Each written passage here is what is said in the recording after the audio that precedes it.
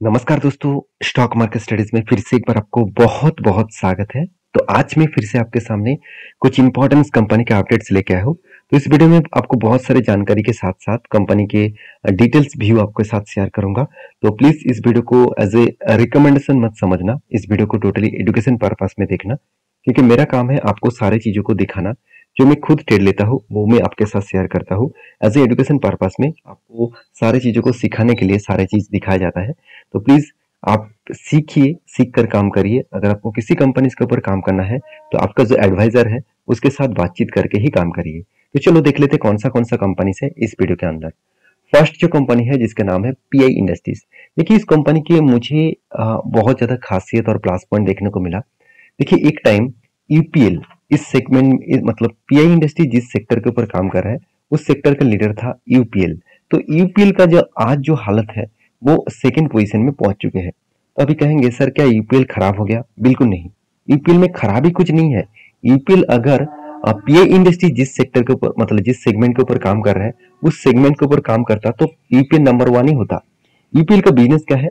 UPL दो तरीके से बिजनेस को डिवाइड कर चुके हैं।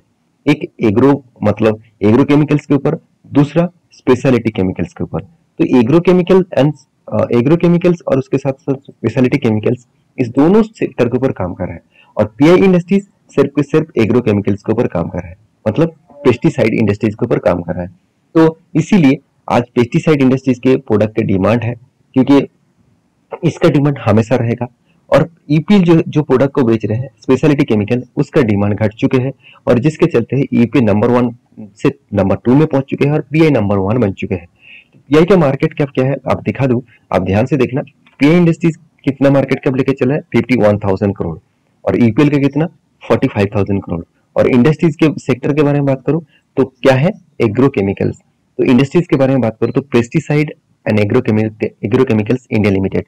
तो मैं जरूर कहूंगा पीआई इंडस्ट्रीज के ऊपर आप फोकस रखिएगा, क्योंकि कंपनी का जो बिजनेस है, कंपनी का जो मतलब बिजनेस का मॉड्यूल्स है और जिस तरीके से परफॉर्मेंस दिखा रहा है वो मेरे हिसाब से बेस्ट है। क्योंकि कंपनी का देखिए ईपीएल का जो सेल्स क्वार्टर जो सेल्स है वो नेगेटिव में चला गया, मगर कंपनी का पीआई इंडस्ट्रीज का पॉजिटिव में है। आरओसी बेस्ट है और मतलब बेस्ट से भी ऊपर है, और डेप्थ जो है वो एकदम ना के बराबर है। तो कुछ पॉइंट्स कंपनी के ऊपर बेस्ट पॉइंट ऑफ व्यू से देखने को मिला है, और जो पॉइंट्स कंपनी के लिए मेरे हिसाब से एक खासियत पॉइंट देखने को मिला है। अभी एक चीज मैं और भी आपको बता दूं कि कंपनीज के क्वार्टरली जो रिजल्ट है, यहाँ पे एक चीज आपको जरूर नोटिस करना पड़ेगा कि कंपनी के जो सेल्स का जो क्वार्टरली जो सेल्स हो रहा है वो आप ध्यान से एक चीज को देखना और भी आपको क्लियर हो जाएगा। आप देखेंगे तो कंपनी के जो सेल्स है वो पिछले क्वार्टर्स के तुलना से मतलब पिछले सालों के क्वार्टर के तुलना से इस बार कंपनी का सेल्स इंक्रीज हुआ। और ईयर ऑफ ईयर बेसिस जो सेल का ग्रोथ है वहां पे थोड़ा सा डिक्लाइन देखने को मिला। 29% से घट के हो चुके 23% के आसपास। फिर भी कंपनी एक्सपेंस को भी कंट्रोल में रखे, और उसके बाद कंपनी का ऑपरेटिंग प्रॉफिट को बढ़ाया। और ऑपरेटिंग प्रॉफिट मार्जिन के हिसाब से दिखा दूं तो कंपनी 22% से बढ़ के हो चुके 24%। तो इसका मतलब हर दिशा में कंपनी में एक पॉजिटिविटी देखने को मिला है। अभी कंपनी का नेट प्रॉफिट के बारे में बात करूं तो कंपनी का नेट प्रॉफिट 262 करोड़ से बढ़ के हो चुके 383 करोड़। तो यहाँ पे भी कंपनी के एक पॉजिटिवली मोमेंटम चेंजेस देखने को मिला। और कंपनी के जो क्वार्टर बेसिस में रिजल्ट यहाँ पे अच्छा हुआ, उसके साथ साथ बैलेंस शीट किस तरीके से मेंटेन हुए। देखिए बैलेंस शीट के बारे में बात करूं तो शेयर कैपिटल जो है वो लगातार बढ़ते चले गए, और कंपनी का रिजर्व जो है वो भी यहाँ पे बढ़ा, और बोरिंग जो है वो भी एक कम होता देखने को मिला। जो पिछले कुछ सालों में 500 करोड़ 300 करोड़ के आसपास हुआ करता था, आज वो बन चुके 46 करोड़ के आसपास। और टोटल जो लाइबिलिटीज है वो 800 करोड़ से बढ़ के हो चुके 8,400 करोड़। तो यहाँ पे एक मैसिव जंप देखने को मिला है। अभी CWIP के बारे में बात करूं तो 80 करोड़ से बढ़ के हो चुके हैं 130 करोड़। तो यहाँ पे भी एक मैसिव जंप देखने को मिला है। और कंपनी के लास्ट जो एक बात मैं आपको बता दूं कि कंपनी के जो इन्वेस्टर है उसके हिसाब से देखिए प्रोमोटर FSDS पब्लिक हर किसी व्यक्ति इस कंपनी के ऊपर निवेश करके रखे हैं। तो इसके हिसाब से देखा जाए तो कंपनी में जो ग्रोथ है वो लगातार बढ़ते जा रहा है। तो इसीलिए इंस्टीट्यूशन भी इस कंपनी के ऊपर भरोसा करते हैं, क्योंकि कंपनी के ऊपर लास्ट कुछ फ्यू मंथ्स ईयर्स में एक साल में 10% का रिटर्न दिया। चलो मान ही लेता हूँ उतना खास नहीं है, 3 साल में 18%, ये तो खास है। और 5 साल में 30% और 10 साल में करीबन 36% के आसपास, मतलब 5 साल और 10 साल में सेम टू सेम परसेंटेज का रिटर्न मिला। ऐसे इससे रिटर्न नहीं मिला, कंपनी का सेल्स ग्रोथ भी बढ़ा, प्रॉफिट ग्रोथ भी बढ़ा, रिटर्न ऑफ इक्विटी भी बढ़ा, तो जिसके चलते कंपनी का रिटर्न मार्जिन भी बढ़ा, प्रॉफिट मार्जिन भी बढ़ा। तो कंपनीज के जो लास्ट कुछ फ्यू डेज का डेटा दिखा दूं तो कंपनी के ऊपर देखिए तगड़ा बाइंग किया जा रहा है। अभी इतना शानदार बाइंग क्यों किया जा रहा है? क्योंकि 60 टू 65% के आसपास एवरेजली आपको बाइंग देखने को मिलेगा। तो धमाका जैसा बाइंग यहाँ पे उठाया जा रहा है। और इस धमाका जैसा बाइंग उठाने के पीछे कारण जो है वो आपको मैं चार्ट पैटर्न में दिखा दूं तो देखिए यहाँ पे एक शोल्डर कम हेड कम शोल्डर बना और ब्रेकआउट भी हुआ, और उसके बाद थोड़ा सा ऊपर गया, फिर से नीचे आया, फिर से ऊपर गया, फिर से नीचे आया। आप इस पे एक चीज ध्यान से जरूर देखना, जो यहाँ पे हायर बन चुके हैं, मतलब हाई लेवल बन चुके हैं, यहाँ पे कुछ मेरे हिसाब से कुछ डब्ल्यू जैसे पैटर्न क्रिएट करेगा और उसके बाद एक अच्छा खासा टारगेट दे सकते हैं। तो फिलहाल के लिए मैं एंटी तो यहाँ पे ले चुका हूँ और करेक्शन भी हो रहा है। तो अगर एंटी लेवल से अगर करेक्शन, मेरा जो एंटी लेवल्स है वो इस लेवल में मेरा एंटी है, तो इस लेवल से एंटी लेवल से अगर मैं करेक्शन देखूं तो ऑलमोस्ट 8% के आसपास करेक्शन हुआ है। यहाँ पे 10 से 12% अगर करेक्शन हो तो मैं और कुछ क्वांटिटी यहाँ पे ऐड करूंगा। तो मैं इस कंपनी के ऊपर बुलिश हूँ। आपका क्या राय है इस कंपनी के ऊपर, जरूर कमेंट्स करके बताना। नेक्स्ट जो कंपनी है जिसके बारे में बात करूँ उसका नाम है फाइन ऑर्गेनिक्स लिमिटेड। तो ये एक स्पेशलिटी केमिकल्स इंडस्ट्री से बिलोंग करने वाला कंपनी है। स्पेशलिटी केमिकल्स के ऊपर काम करते हैं इस कंपनी। तो कंपनी की जो खासियत है मैं आपको बता दूं, कंपनी देखिए ग्लोबली मार्केट में 6 अलग जगह पे कंपनी काम करते हैं और इंडिया के लार्जेस्ट स्पेशलिटी केमिकल्स बिजनेस करने वाला कंपनी है। और कंपनी के जो कस्टमर बेस है वो आप देखेंगे तो कंपनी कोका कोला, साथ ही साथ ब्रिटानिया, एशियन पेंट, पार्ले जी, जो पार्ले जी पॉपुलर बिस्किट है, पीडीलाइट, बर्जर पेंट, और इस तरीके से उसका क्लाइंट्स है, कस्टमर है। तो सोचिए कितना बड़ा कस्टमर बेस को लेकर रखा है। और सबसे मजेदार बात है, कंपनी ओवरऑल 460 प्रोडक्ट के ऊपर वो केमिकल्स बनाते हैं, मतलब स्पेशलिटी केमिकल्स को वो बनाते हैं। तो ये भी खासियत है कंपनी के लिए, जिस खासियत के चलते कंपनी आगे बढ़ रहा है। और कंपनी में प्रॉब्लम क्या है, देखिए दिक्कत कहाँ पे हुआ वो पहले समझिए। जो डिस्ट्रीब्यूशन नेटवर्क है वो आप देखेंगे तो कंपनी यूएस और यूरोप मार्केट में जो इसका मेजर बिजनेस चलते हैं, जहाँ पे कंपनी 180 से भी ज्यादा डिस्ट्रीब्यूटर नेटवर्क्स बना के रखे हैं, 800 से भी ज्यादा डायरेक्ट कस्टमर बेस बना के रखे हैं, 5000 से भी ज्यादा एंड यूजर बना के रखे हैं। तो इतने बड़े जो यूजर है, 75 कंट्रीज में कंपनी खुद का प्रोडक्ट को बेच रहा है। तो यही कंपनी के लिए दिक्कत बन रहा है, क्योंकि यूएस और यूरोप मार्केट में सबसे ज्यादा सेल ऑफ करते हैं प्रोडक्ट को, और उसी जगह पे आज इकोनॉमिकली क्राइसिस के कारण और चाइना के डिस्काउंट प्राइस में माल बेचने के कारण आज ये हालत थोड़ा सा खराब है। आप देखेंगे तो एक्सपोर्ट के मामले में 61% और डोमेस्टिक के मामले में 39% के आसपास यहाँ पे कंपनी का बिजनेस चल रहा है। तो एक्सपोर्ट कंपनी ज्यादा कर रहा है, डोमेस्टिकली बिजनेस करने से भी कई गुना ज्यादा। तो कंपनी की जो कैपेक्स है, कंपनी ये भी बता रहा है कि कंपनी अलग अलग जगह पे कैपेक्स को बढ़ा रहा है। तो आप देखेंगे तो फॉयल इज वेटिंग, आप देख सकते हैं land allocation from the Gujarat government, मतलब कुछ गुजरात गवर्नमेंट के साथ डील हुआ है कुछ लैंड के लिए, जहाँ पे कंपनी नया फैक्ट्रीज और प्लांट बनाने वाला है। It's plan to start production at the, आप देख सकते हैं थाईलैंड प्लांट, और वो भी क्वार्टर 2024 फर्स्ट क्वार्टर्स में। तो यहाँ पे कंपनी बाहर की कंट्रीज में जाकर भी प्लांट बनाने का, यहाँ पे कैपेक्स बढ़ाने का फैसला ले चुके हैं, जो मेरे हिसाब से एक प्लस पॉइंट के हिसाब से जरूर देखने को मिल सकता है। अभी रही बात मेन मुद्दे का, तो कंपनी का जो कर्जा है जीरो है, इनकम भी चल रहा है अच्छा खासा, आरओई में ठीक ठाक देखने को मिला, और पी रेशियो एकदम अंडर वैल्यूड है।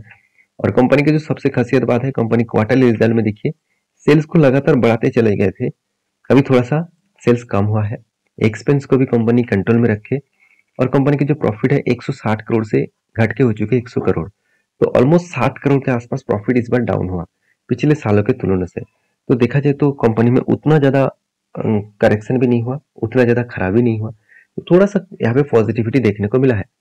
अभी कंपनी के बैलेंस शीट के बारे में बात करें तो कंपनी के रिजर्व लगातार बढ़ते चले गए, कंपनी का बोरिंग्स कम होता गया, और कंपनी का फिक्स एसेट जो है वो भी बढ़ते चले गए। तो मेरे हिसाब से यहाँ पे कुछ पॉइंट्स कंटिन्यूसली ग्रोथ होता गया, और इसी हिसाब से देखा तो एज ए इन्वेस्टर, प्रोमोटर से लेकर एफएसडीएस पब्लिक, हर किसी के पास थोड़ा थोड़ा करके इन्वेस्टमेंट है। तो रही बात इस कंपनी के लास्ट कुछ फ्यू डेज का डेटा दिखा दूं, तो म्यूचुअल फंड ने क्या किया, कंटिन्यूसली अप्रैल, जून और मई, इस तीनों मंथ में अच्छा खासा बाइंग किया। जुलाई और अगस्त मंथ में अच्छा खासा सेल ऑफ भी हुआ। और इस कंपनी के चार्ट पैटर्न्स के बारे में बात करूं तो मैंने कहा पे यहाँ पे एंटी लूंगा, वो मैं आपको बता रहा हूँ कि कंपनी के ऊपर एक शोल्डर बना, उसके बाद एक हेड बना, फिर से एक शोल्डर, फिर से एक शोल्डर बनना है। देखिए यहाँ पे ब्रेकआउट तो हुआ है, मगर इस ब्रेकआउट के ऊपर कंफर्मेशन नहीं है। तो जब इस ब्रेकआउट के ऊपर कोई भी कंफर्मेशन कैंडल मुझे मिलेगा तब मैं इसके ऊपर एंट्री लेने वाला हूँ। और यहाँ पे एंट्री बनेगा तो टारगेट जो होगा वो 6000 के आसपास, और मैं इस टारगेट को लेकर चलूंगा। अराउंड 19 से 20% के आसपास टारगेट बन सकता है। और सबसे जो इंटरेस्टिंग पॉइंट जो मैं आपको बताने वाला हूँ यहाँ पे, देखिए कंपनी 200 डेज ईएमए के ऊपर यहाँ पे क्लोजिंग कर रहा है। उसका मतलब एक हायर पॉसिबिलिटी है वो ब्रेकआउट करेगा और एक बड़ा धमाका दे सकते हैं। तो बाकी देखा जाएगा क्या होने वाला है। तो अभी तो फिलहाल के लिए मैं चुपचाप बैठा हुआ हूँ, तो जब इसके ऊपर ब्रेकआउट होगा तो मैं जरूर ट्रेड लूंगा। तो नेक्स्ट जो कंपनी है जिसके बारे में बात करूँ उसका नाम है भारती एयरटेल लिमिटेड। देखिए बहुत सारे दोस्तों ने मुझे कमेंट्स किए थे, सर भारती एयरटेल के ऊपर आपने जो ट्रेड मेंशन किया था वो बहुत टाइम लग रहा है। देखिए मैं एक चीज आपको बताना चाहूंगा कि आपको मार्केट में क्या लगते हैं मुझे पता नहीं है। मैं जिस तरीके से आपको सारे चीजों को डिस्कशन करता हूँ उसके बाद मैं एक ही बात कहूंगा कि ऐसे नहीं कि जब भी ब्रेकआउट होगा तभी वो टारगेट आपको एक हफ्ते में मिलेगा और एक साल में मिलेगा, सॉरी एक मंथ में मिलेगा। इस तरीके से सोच मत रखिएगा, क्योंकि यहाँ पे कोई इंट्राडे ट्रेड नहीं हो रहा है कि आज के दिन ही मुझे एंट्री लिया हो, आज के दिन ही मुझे प्रॉफिट मिल जाएगा। वो उसके लिए आप ट्रेडिंग कर सकते हैं, इंट्राडे ट्रेडिंग कर सकते हैं, मगर मैं स्विंग ट्रेडिंग्स के ऊपर ज्यादा मतलब भरोसा रखता हूँ। क्योंकि कोई अगर लेवल्स ब्रेकआउट हुआ, कोई अगर लेवल्स ब्रेकआउट हुआ तो अगर यहाँ तक टारगेट है तो उसके लिए अगर थोड़ा सा ऊपर जाने के बाद नीचे भी आए तो भी मैं इंतजार करूंगा जब तक यहाँ पे टारगेट ना हो। क्योंकि कंपनी का फंडामेंटल अगर फाइनेंशियल ठीक ठाक है तो वो रिवर्सल करने के बाद भी टारगेट इजीली दे सकते हैं। और चाहे वो इस लेवल्स अगर मुझे 1 से 1.5 साल 2 साल भी लगे तो भी मैं उस एंट्री लेने के लिए तैयार हूँ। तो इसलिए मैं बार बार बोलता हूँ जो लोगों के पास पेशेंस नहीं है वो लोगों को मार्केट में एज ए स्विंग ट्रेडिंग्स काम नहीं करना चाहिए। उसके लिए इंटरडे ठीक ठाक है, क्योंकि डेली बेसिस काम करेंगे तो उसको daily basis profit and loss देखने को मिल जाएगा। देखिए आप लोगों का अलग अलग राय हो सकते हैं, हर किसी की राय एक नहीं हो सकता। तो मैं खुद के राय के ऊपर, मैं खुद के एनालिसिस के ऊपर चलता हूँ। तो प्लीज मेरे सारे वीडियोस को आप एजुकेशन पर्पस में लेना, मेरे तरफ से कोई भी रिकमेंडेशन नहीं होता है। तो देखिए कंपनी का मार्केट कैप 5,40,000 करोड़ के आसपास है। ऐसी कोई छोटा मोटा कंपनी मत समझ लेना। कंपनी 12,000 करोड़ का प्रॉफिट भी की है, और सबसे बड़ी बात है कंपनी के 3% के आसपास डेप्थ ऑफ इक्विटी है। बहुत ज्यादा कर्जा कंपनी उठाया है, और सबसे इतनी ज्यादा कर्जा उठाने के बाद भी कंपनी प्रॉफिट मेंटेन किया, यही सबसे बड़ा खासियत है इस कंपनी का। तो P ratio industries P ratio से कम है, इसका मतलब कंपनी अंडर वैल्यूड है। और आरओसी आरओई दोनों ही एवरेज लेवल के आसपास है। कंपनी के क्वार्टरली रिजल्ट के बारे में बात करूं तो कंपनी पिछली बार सालों की तुलना से इस बार सालों के कंपनी का सेल्स इंक्रीज हुआ। मैंने क्यों क्यों ट्रेड स्विंग ट्रेडिंग लिया वो मैं आपको बता रहा हूँ। देखिए सेल्स इंक्रीज हुआ, एक्सपेंस को कंट्रोल किया और उसके बाद प्रॉफिट भी किया। और प्रॉफिट देखेंगे तो 2400 करोड़ से घट के हो चुके 1500 करोड़। आप कहेंगे सर यहाँ पे तो करेक्शन हुआ, बिल्कुल नहीं। मुझे देखना चाहिए था मुझे ऑपरेटिंग प्रॉफिट मार्जिन। देखिए जो 50% से और बढ़ के हो चुके हैं 52%। इसका मतलब कंपनी में ग्रोथ हो रहा है। कंपनी में कोई बिजनेस के हिसाब से 2400 करोड़ का आदर्श इनकम में लॉस हुआ, जिसके चलते कंपनी का प्रॉफिट मार्जिन में इम्पैक्ट आया। अगर आदर्श इनकम में लॉस नहीं होता तो कंपनी आज इस बार अच्छा खासा प्रॉफिट जनरेट करता। और यही पॉइंट्स मुझे पॉजिटिव लगा, जिसके चलते मैंने इस कंपनी के ऊपर ट्रेड लिया। और रेशियोज के बारे में बात करूं तो कंपनी का देखिए कैश कन्वर्जन साइकिल जो 32% के आसपास देखने को मिला था, वो आज घट के हो चुके 10% के आसपास। तो इसका मतलब कंपनी के ऊपर एक अच्छा खासा लेवल और रेंज देखने को मिला है।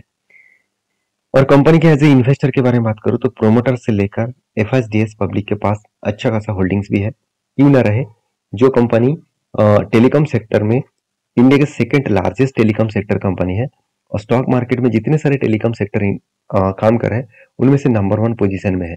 क्योंकि आज तक जियो लिस्टिंग नहीं हुआ, तो जियो जब लिस्टिंग होंगे तब जियो अलग लेवल का काम भी कर सकते हैं। तो इस कंपनी के ऊपर एज ए लास्ट कुछ फ्यू डेज का डिलीवरी दिखा दूं तो तगड़ा बाइंग किया जा रहा है। और इस तगड़ा बाइंग होने के पीछे कारण तो मैं आपको समझा चुका हूँ कि कंपनी का परफॉर्मेंस अच्छा हुआ और एक शानदार तरीके से ब्रेकआउट हुआ, तो वो टारगेट अचीव करने के लिए ही यहाँ पे लगातार बाइंग किया जा रहा है। तो यहाँ पे आपको मैं लेवल्स दिखा दूं तो यहाँ पे कप विथ हैंडल पैटर्न्स बना था और शानदार तरीके से ब्रेकआउट भी हुआ। और मैं जो टारगेट लेकर चल रहा हूँ वो करीबन करीबन 976 के आसपास, और ये टारगेट बनेगा करीबन 14% के आसपास। तो इस तरीके से टारगेट जब तक अचीव ना हो तब तक मैं वेट करूंगा। और मुझे कुछ दोस्तों ने यहाँ पे कमेंट्स भी किए थे जब यहाँ पे रिवर्सल हुआ था, तो कि सर क्या यहाँ से और भी गिर सकते हैं। देखिए कितना गिरेगा कितना ऊपर जाएगा वो किसी को पता नहीं होता। तो एक चीज मैं आपको हमेशा बोलूंगा, जब आपका ट्रेड के ऊपर भरोसा है तो अगर वहां पे गिरावट भी हो रहा है तो आपको चिंता करने का जरूरत नहीं, उसके ऊपर आपको पेशेंस के साथ बने रहना चाहिए। और रही बात कंपनी के ऊपर 200 डेज ईएमए के ऊपर ट्रेड किया तो एक प्लस पॉइंट के हिसाब से आपको यहाँ पे देखना चाहिए। तो ये था 3 कंपनी के डिटेल्स। और एक कंपनी है जिसका नाम जंजुआ ओवरसीज लिमिटेड। तो ये जंजुआ ओवरसीज लिमिटेड एक आईटी सेक्टर बिलोंग करते हैं। इस कंपनी के मैं एक चीज बता दूं, कंपनी ने आपको कंपनी स्प्लिट देने का अनाउंसमेंट किया, और उससे पहले कंपनी का मार्केट कैप देख लीजिए, एक माइक्रो कैप टाइप कंपनी है। इसके ऊपर कोई भी डिसीजन लेने से पहले सोच समझ के लीजिएगा। सॉरी, स्प्लिट नहीं, बोनस देने का अनाउंसमेंट किया, और कंपनी हर 50 शेयर के बदले आपको 9 शेयर देने वाला है। तो इसको देखकर खुश मत हो जाना, कंपनी के ऊपर रिसर्च करके काम करना।